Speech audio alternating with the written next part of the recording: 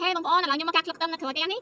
ដើម្បីយកទៅស្លក្លឹបខ្ទឹមអត់សូវធំទេណាវារៀងទូចបាទ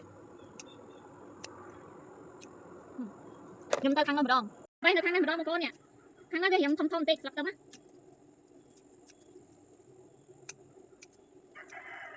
ហើយបានខ្លះដែរបានគ្នាបងប្អូននេះមកស្លបានមកស្លដែរបងប្អូនខ្ញុំមានអនុង5នេះអនុង5ផ្លែខ្ញុំនឹងកាត់វាយកទៅស្លធ្វើម្ហូបទាំងអស់យើងកាត់បន្តិចមកកាត់ខ្លួនឯងកាត់ដៃខ្លួនឯងកាត់ដៃខ្លួនឯងហ្នឹងឈឺដៃកាត់ចេញមកទៅបកវាយកចេញមកបកចេញទៅ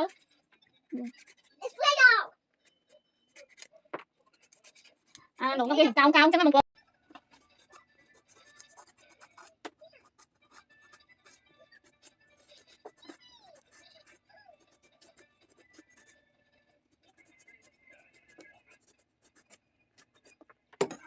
អូខេបងប្អូនខ្ញុំមានហ៊ីប៊ីយឺហឺនេះខ្ញុំលាងពី3តខោអញ្ចឹងដាក់ត្រាំវាឲ្យ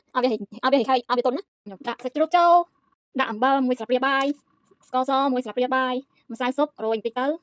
ប៊ីចេងរោយបន្តិចទៅម្រេចដាក់បន្តិចទៅនេះខ្ញុំចាក់ទឹកចូលបន្តិចឡុកវាចឹងណាខ្ញុំចាប់ដើមបើកភ្លើងតោះមកខ្ញុំចាក់នេះខ្លាញ់ជ្រូកនេះឆាវាសិន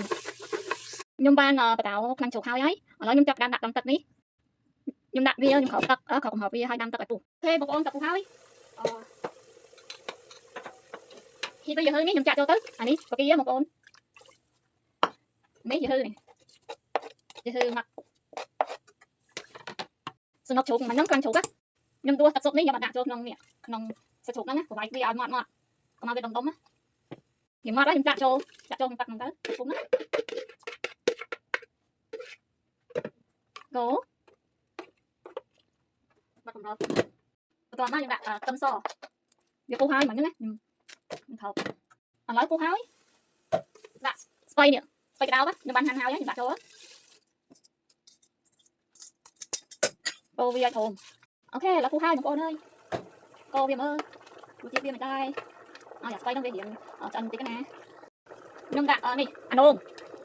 ញ៉ាំលេង3 10 គីឡូធ្វើម្ហូបលេង3 10 គីឡូសំគ្រឿង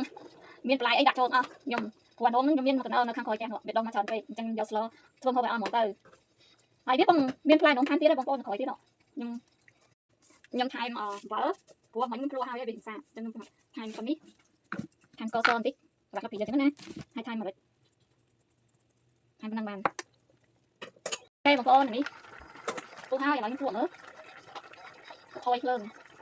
ណែតាមភាពស្ងាត់មួយខ្ញុំដាក់ទឹកខ្ទឹមចូលហើយអស់ហើយចឹងហើយអូខេបងប្អូនឥឡូវខ្ញុំចាប់ដើមភ្លក់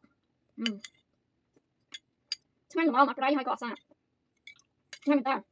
នឹងមួយបាយបងប្អូនអូខេបងប្អូនជម្រាបសួរឥឡូវមកញ៉ាំម្ហូបស្ងោរនងជាមួយនឹងស្ពៃក្តៅដាក់សាច់ជ្រូកហើយហ៊ីប៊ីយឺហឺមើលទៅគួរឆ្ងាញ់ណាស់បងប្អូននេះដាក់ស្អីមើលទៅឆ្ងាញ់ណាស់បងប្អូនឆ្ងាញ់មែនតើបងប្អូននេះ